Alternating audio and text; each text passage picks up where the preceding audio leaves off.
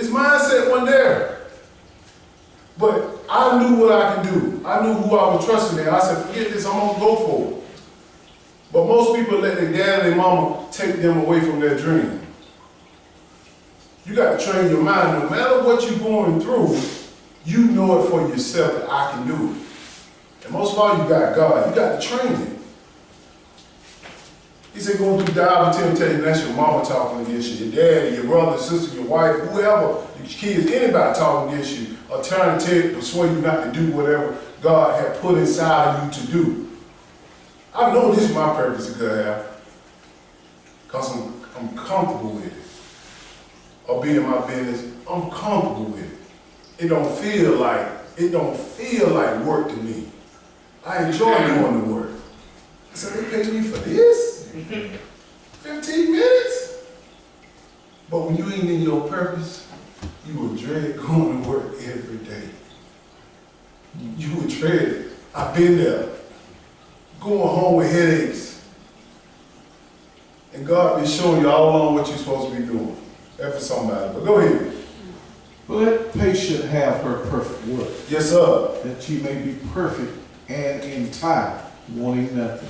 Let patience have it. So you can be perfect and wanting nothing. So many people want stuff. Why you want it? You get it? Then what you gonna do with it? Right. Now you gonna go out there and be a bigger sinner. You got more money, you a bigger sinner now. If you ain't changing the mindset, go ahead. If any of you lack wisdom, let him ask of God, that giveth to all men liberally. Liberally means a lot.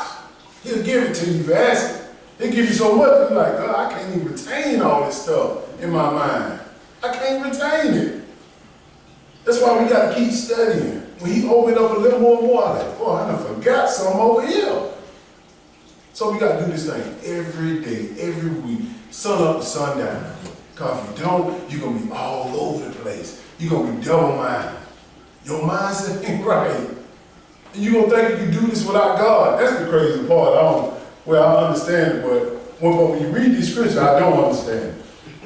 But go ahead, listen to what it says here.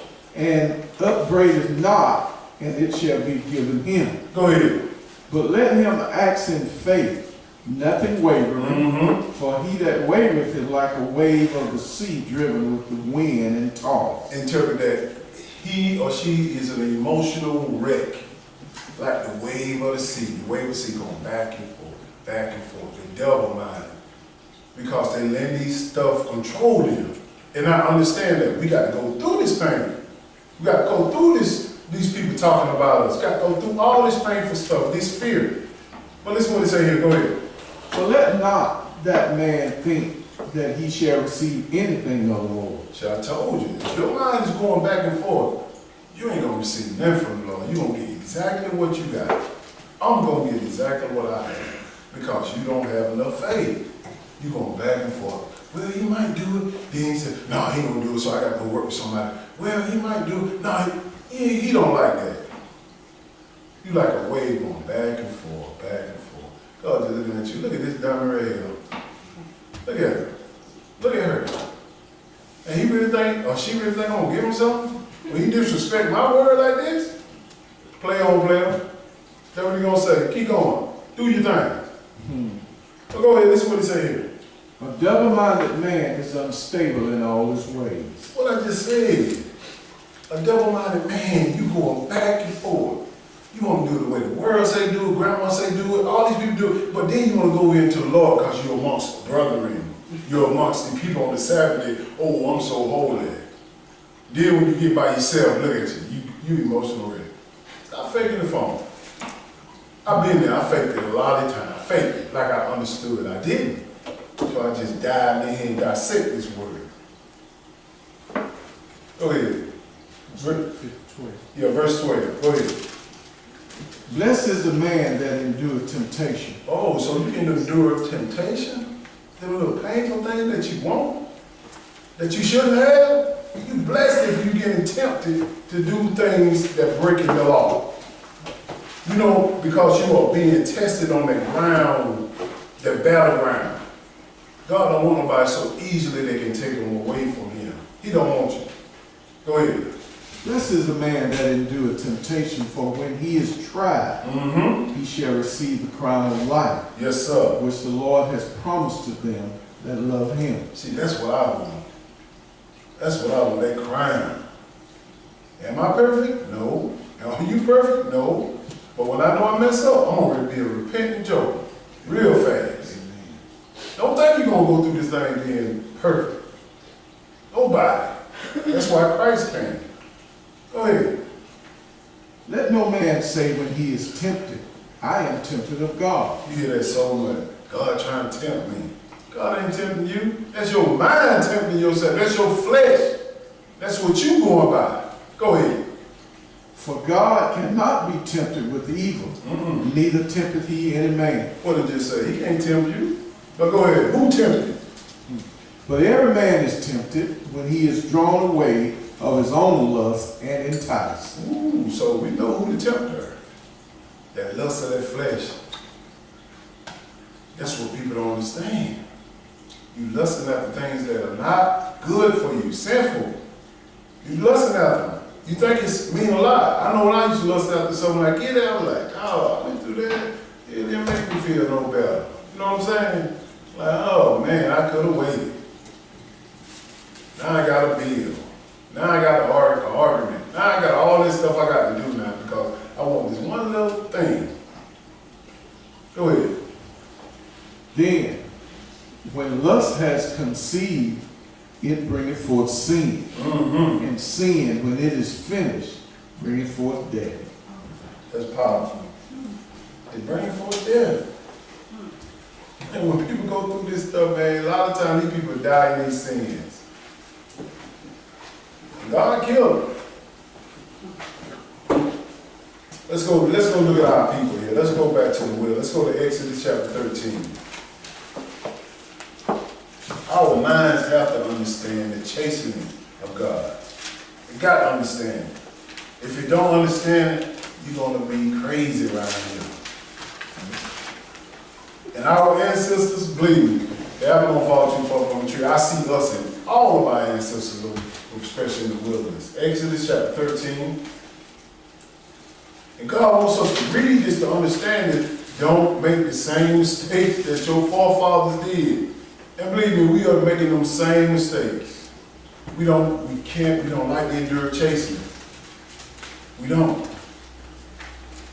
Exodus 13 and verse 3. God wants us to remember this. He tells us, and go back and read what I did to your forefathers. Go and read and understand it so you won't go through the same thing. Train your mind. Train it. But you know what they tell the Old Testament done with? We ain't got to do that no more. What book is that? Let's look at our forefathers to see their mindset. Exodus 13 and verse 3. Go ahead. And Moses said unto the people, remember this day in which ye came out from Egypt, out of the house of bondage. For by strength of hand the Lord brought you out from this place. There shall no leavened bread be eaten. He said, remember this day that the Lord brought you out of slavery. Over 400 years of slavery on in Pharaoh's house. Remember, I brought you out. And he said, these days shall no leavened bread. It came out on the feast of unleavened bread. We understand that. That's why we celebrate it. But most of the world don't celebrate it. We do the 14th day, which is the Passover, then the 15th day, which is the feast of unleavened bread. This is when our ancestors came out of Pharaoh's house in Egypt, out of the house of bondage. But they don't remember. Go ahead.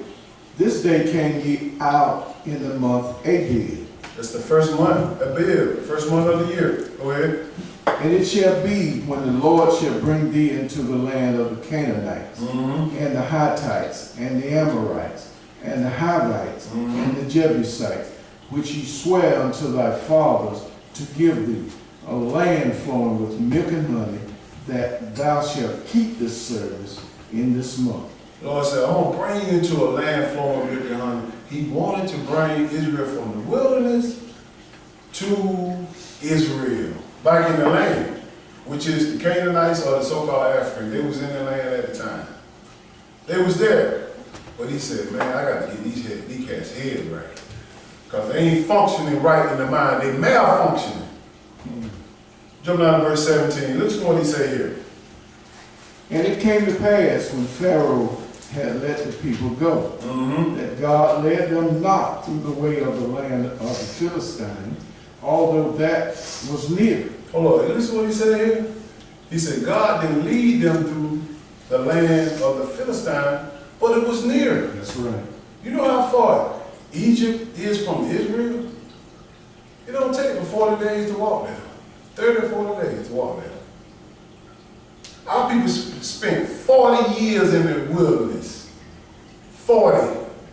The older generation died in that place. He said, I couldn't bring them over that way, because what? Go ahead. For God said, lest peradventure the people repent when they see war, and they return to Egypt. See, this is the mindset they had. He said, the reason why they bring them that way, because they ain't trained in the mind. They can't handle war. They'll see them giants over there like, oh man, we got to go. Let's go back to Pharaoh. That's how most of us in the land today. That's how most of us in the land today. We see a big obstacle, and it could be your breakthrough. Jobs, businesses, whatever. It could be your breakthrough, but your mindset ain't right. No, I can't do that. That's why Bible study, that's why the Sabbath class is here to train your mind for war. The quickest way to get to your blessing, you got to go through war. You got to go through pain. But you know what we want to do? No, we want to be comfortable. You know what comfortable do for you? You work 40 years on the job, and then you die once you retire. And you have all the skills in the world in your hands, all the ability in your hand, and you can make what you make in 2 or 3 years, and you made in 40 years. This is what people do, because they want to be comfortable. They want to be outside. They want to have the time, control of their time, but they ain't war ready. You got to be war ready. You're going to come up against obstacle after obstacle when you are dealing with something that's your breakthrough. And the land of Israel was our ancestors' breakthrough. The land of milk and honey. We ain't got to be in slavery no more. 40 days. And they spent 40 years walking around. And you're going to see the mindset. And they're going to remind you of some of our people. Go ahead. 18. But God led the people about through the way of the wilderness of the Red Sea. Yes, sir. And the children of Israel went up harnessed out of the land of Egypt. He said, look, I got to bring them in the wilderness. I got to take them to practice. I got to take them to practice. We can't go to the game yet. Oh, we can't get on our new job yet. We got to practice for it. Because they got the mindset of a slave. They don't know how to work properly and own anything. I'm going to give them ownership of that land. So he said, I got to take them through the wilderness so I can train their mind, get their mindset right. That's why the Bible said the mindset over pain. How to handle it, how to deal with pain. And he knew Israel couldn't deal with it because he said in verse 17 that they see war and return to Egypt. And a quick note, that's going to happen the same way for us in these last days. Don't deal with that. Same way. Let's go to Exodus chapter 16. Let's see how the first week of practice happened. The first week of work happened. Let's see what they did. See how would it matches up with us. Verse 1, go ahead. And they took that journey from Elim, and all the congregation of the children of Israel came unto the wilderness of Sin, which is between Elim and Sinai. Yes, sir. On the 15th day of the second month after their departing out of the land of Egypt. He took them to the wilderness to practice. For the first week of work, to practice. For the first game, before the first game. I'm using these things as metaphors. Everybody here got a job or have a job, know somebody got a job. Some people have been athletes and practice for a game. You got to practice. You got to study. You got to know your job time. You got to know what you're doing. So God said, I'm going to take them to the wilderness and see what's going on. Let's see the mindset of Israel. Go ahead. And the whole congregation of the children of Israel murmured against Moses and Aaron in the wilderness. God, the first week, they started murmuring. It's too hot out here. I don't want to take that kind of job. I don't want to do this. We ain't got the right kind of food. Listen, go ahead. And the children of Israel said unto them, would to God we had died by the hand of the Lord in the land of Egypt. See these crazy folks. That's how I know these Israelites. I know that's our people.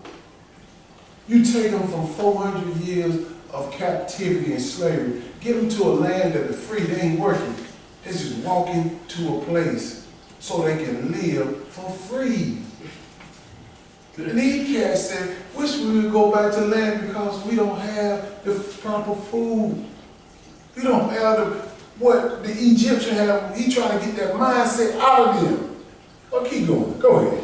When we sat by the flesh pots, and when we did eat bread to the food, for ye have brought us forth into this wilderness to kill this whole assembly with hunger. You see what these cats say? You know, brothers, they didn't assembly, kill them at home. They think about their bellies. You know how Israel, oh, you promised I was going to have my food stamp going, my Section 8 house going. I can see it happening in the future. I can see it. But listen, keep going. Then said the Lord unto Moses, behold, I will rain bread from heaven for you, and the people shall go out and gather a certain rate every day, that I may prove them whether they will walk in my law or no. God said, okay, I'm going to give you bread. I'm going to try you with this. I'm going to see if you're going to walk in my law. And what law is he talking about? I'm going to give them what they need. Go ahead. And it shall come to pass that on the 6th day they shall prepare that which they bring in. That sound familiar? And it shall be twice as much as they gather daily. The first thing he started out with, the Sabbath. The Sabbath. 6th day. I want you to make sure you prepare for 2 days. I want you to prepare for it. Let's see what they did. Go ahead. And Moses and Aaron said unto all the children of Israel at evening, then ye shall know that the Lord has brought you out from the land of Egypt. Go ahead. In the morning then ye shall see the glory of the Lord, for that he heareth your murmuring against the Lord. And what are we that we murmur against us? He said, I'm going to give you some bread from the sky through these birds. And he said, I heard your murmuring. Okay, I'm going to be patient with you. I'm going to give you some food. Go ahead. And Moses said, this shall be when the Lord shall give you in the evening flesh to eat, and in the morning bread to the full. For that the Lord hears your murmuring, which ye murmur against him. And what are we? Your murmuring are not against us, but against the Lord. See, you got to be careful how you run this little red tongue in your mouth. You run it all the time. I ain't got this, I ain't got that. The Lord hearing it all. Change your mindset. These are our ancestors right here. Learn from them. Go ahead. And Moses spake unto Aaron, say unto all the congregation of the children of Israel, come near before the Lord, for he has heard your murmurings. He hear everything. Go ahead. And it came to pass, as Aaron spake unto the whole congregation of the children of Israel, that they looked toward the wilderness, and behold, the glory of the Lord appeared in the cloud. And the Lord spake unto Moses, saying, I have heard the murmuring of the children of Israel. Speak unto them, saying, at evening ye shall eat flesh, and in the morning ye shall be filled with bread. Yes, sir. And ye shall know that I am the Lord your God. Because I hear you murmur. I'm going to give you something. Be patient. I'm going to give it to you. You don't have to murmur to do this. I know what you need. Go ahead. And it came to pass that at evening the quails came up and covered the camp. And in the morning the dew lay round about the host. There come that chicken. Go ahead. And when the dew that lay was gone up, behold, upon the face of the wilderness they lay a small round thing, as small as the hoarfrost on on the ground. That's that manna, that bread, trying to feed them. He got the birds to bring it in. Go ahead. And when the children of Israel saw it, they said one to another, it is manna, for they which not what it was. And Moses said unto them, this is the bread which the Lord has given you to eat. And you know what it was? This is bread for you to eat. This is what you were murmuring for. Keep going. This is the thing which the Lord had commanded. Gather of it every man according to his eating. Yes, sir. An omer for every man, according to the number of your persons. Take ye every man for them which are in his tent. He's telling you to gather this. Take it in your tent. This is for your food to eat. This is what I want y'all to do. Let's see if Israel do it correctly. Jump down to verse 20. Go ahead. Notwithstanding, they hearkened not unto Moses, but some of them left of it until the morning, and it bred worms and stank, and Moses was walked with them. God told them this is your food to eat. You know Israel, oh, it'll be there tomorrow. Lazy. Lazy. That's all it is. Lazy. It'll be there tomorrow. Well, I got to know right now. I'm tired. I'm going to go lay down. It's tired. I'm tired. That's us. That's us. And the worms got into it. Keep going. And they gathered it every morning, every man according to his eating. And when the sun waxed hot, it melted. Yes, it was gone. God said, gather this up twice a day. The reason why he was giving them the law. Keep going. And it came to pass that on the 6th day they gathered twice as much bread, 2 omers for one man.